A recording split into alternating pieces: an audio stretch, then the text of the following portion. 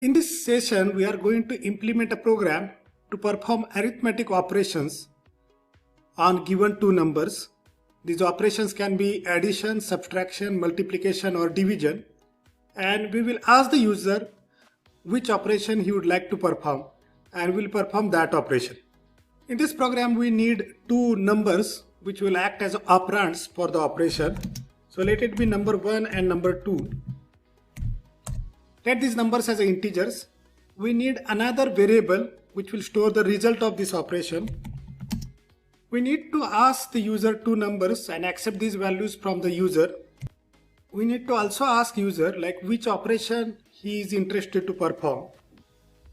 Now this operation can be plus, minus, multiplication or division. So here we will use switch statement. First case is arithmetic plus. So in this case, the result is number 1 plus number 2. You need to mention break statement at the end of each case. We'll give a default case. If no operation is matching, it will display a message. And finally, we have to display the result on the screen. So now program is ready. Let's save, compile and execute this program. There is no compilation error. So let's execute this program. It's asking two numbers. So I'm giving two numbers as 66 and 11.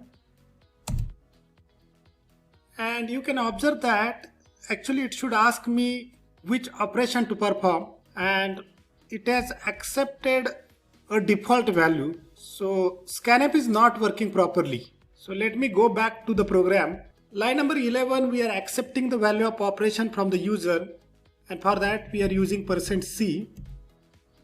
So here is a little trick that we need to play. So I'm putting a space before %c, and then let's see what is the impact of this. So again save, compile and execute the code. No compilation error. Again asking two numbers, let's say 55 and say 5. Now it is asking me which operation to perform. I am interested to perform plus, and now the correct result is displayed. Let's execute it again. Asking again two numbers 44, 22.